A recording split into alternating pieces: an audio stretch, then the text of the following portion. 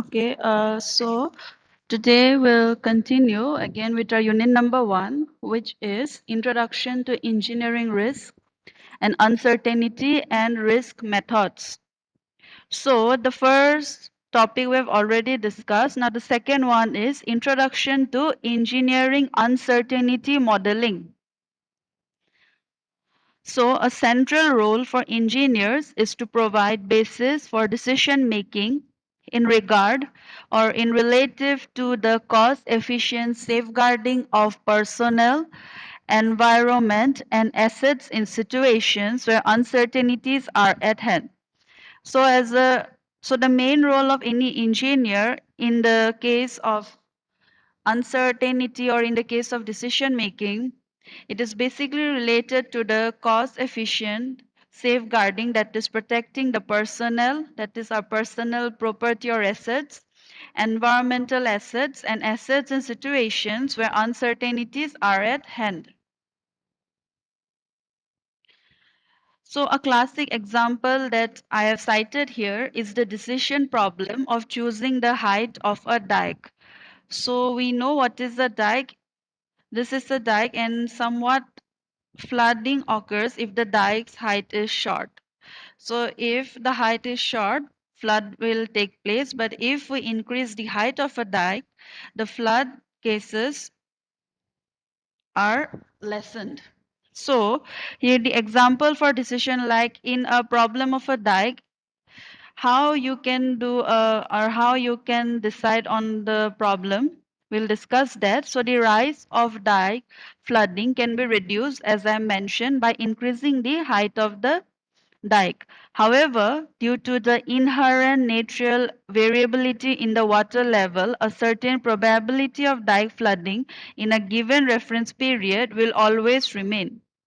So different rivers or different free flowing flows have different water level.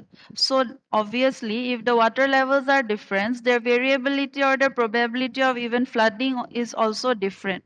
But the reference period, that is the period of the flood, will always remain the same. So risk assessment, so we have to assess the risk, okay, in the case of dike flooding. Risk assessment within the theoretical framework of decision analysis can help us in deciding on the optimal dike height by weighing the benefits of reduced dike flooding risk with the cost of increasing the dike height. So how the risk assessment can be done from the theoretical point of view, decision analysis will help us to at least decide the minimal or optimal dike height.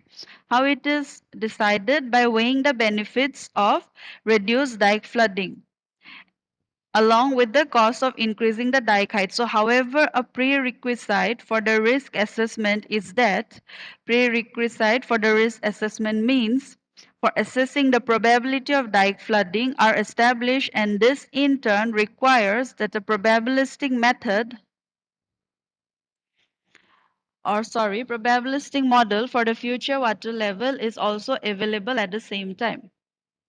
Next, uncertainties in engineering problems. So for the purpose of discussing the phenomenon uncertainty in more detail, let us initially assume that the universe is deterministic and that our knowledge about the universe is perfect. So we have to assume that the universe is deterministic and our knowledge about the universe is perfect. So this implies that it is possible by means of an example, that is a set of exact equation systems and known boundary conditions, by means of analysis to achieve perfect knowledge about any state, quantity or characteristic which otherwise cannot be directly observed or has yet not taken place. So when we assume that the universe is deterministic and we have a perfect knowledge about the universe, this sentence or this statement basically implies that a set of exact equation systems and boundary conditions are known, and these boundary conditions are known by the process or by the means of analysis, and this analysis helps in achieving the perfect knowledge about any state, quantity or characteristic of the universe, so which otherwise cannot be directly observed or has not yet taken place. So in principle, following this line of reasoning, the future as well as the past would be known or accessible with certainty. So considering the dike flooding problem again, it would thus be possible to assess the exact number of floods which would occur in a given reference period.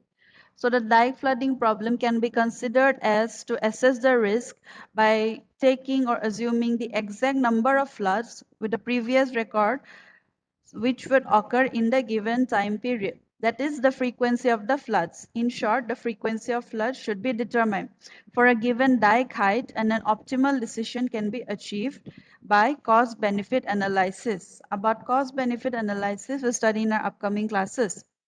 So whether the universe is deterministic or not, it is a rather deep philosophical question. So despite the obviously challenging aspects of this question, its answer is, however, not a prerequisite for purposes of engineering decision making. The simple reason being that even though the universe would be deterministic, our knowledge about it is still in part highly incomplete or uncertain. So if engineering decision analysis subjects to uncertainties such as quantitative risk analysis and structural reliability analysis. In engineering decision analysis subject to uncertainties, we consider quantitative risk analysis, that is QRA, and structural reliability analysis, that is SRA, which is a commonly accepted view angle is that uncertainty should be interpreted and differentiated in regard to their type and origin. So, the quantitative analysis QRA and SRA can be accepted by a view angle, and this view angle implies that uncertainties are interpreted and also differentiated on the basis of what? On the basis of their type and origin. So in this way, it has become standard to differentiate between uncertainties due to inherent natural variability, model uncertainties, and statistical uncertainties. So by this process or by this way, we can differentiate between uncertainties which occurs due to natural conditions or model uncertainties, and also statistical, that is mathematical uncertainties. Whereas the first mentioned type, that is the natural variability uncertainty, it is often denoted as aleatory or type 1 uncertainty. Natural variability is denoted as aleatory or type 1 uncertainty, and the latter two, that is model uncertainties and statistical uncertainties, are referred as epistemic or type 2. I'm repeating, model uncertainties and statistical uncertainties are always or rather referred to as epistemic or type 2 uncertainties. So without further discussion here, it is just stated that in principle, all prevailing types of uncertainties should be taken into account in engineering decision analysis. So when you make a engineering decision, or when you have to do an engineering decision analysis, you have to take into consideration these three types of uncertainties, mainly these three types of uncertainties: natural variability, model uncertainties, and statistical uncertainties. In short, type 1 uncertainty and type 2 uncertainty. So this uncertainty should be considered within the framework of Bayesian probability theory. So we have to apply Bayesian probability theory while making an engineering decision based on these three uncertainties. About Bayesian probability theory, we'll study in our upcoming units. Next, we'll again consider the example of dike. So using the example of dike, we can imagine that an engineering model might be formulated where future extreme water levels are predicted in terms of a regression of previously observed annual extremes. So the future water level values in case of a dike in an engineering model analysis, it can be done by predicting the regression values of the previously observed annual extreme values. So in this case, the uncertainty due to natural or inherent natural variability would be the uncertainty associated with the annual extreme water level. So here you can relate the inherent natural variability with the annual, that is the yearly extreme water level that takes place. So the model chosen for the annual extreme water level events would itself be introduced as model uncertainty. So the model that you will choose for any annual extreme water level event, it will be certified or it will be introduced as model uncertainties. And the parameters of the model would introduce statistical uncertainties as their estimation would be based on a limited number of observed annual extremes. So finally, the extrapolation, that is mathematically or differentially, of the annual extreme model to extremes over longer periods of time would introduce additional model uncertainty. So when you extrapolate the annual extreme model with that over longer periods of time, this will again result to additional model uncertainties. So the uncertainty associated with the future extreme water level is thus composed as illustrated in figure 1.3. This is your figure 1.3 illustration of uncertainty composition in a typical engineering problem. Whereas the so-called inherent natural variability is often understood as the uncertainty caused by the fact that the universe is not deterministic, it may also be interpreted simply as the uncertainty which cannot be reduced by means of collection of additional information. So, the natural variability which we have already discussed, it is often understood as the type of uncertainty which is caused by the only fact that the universe is not deterministic.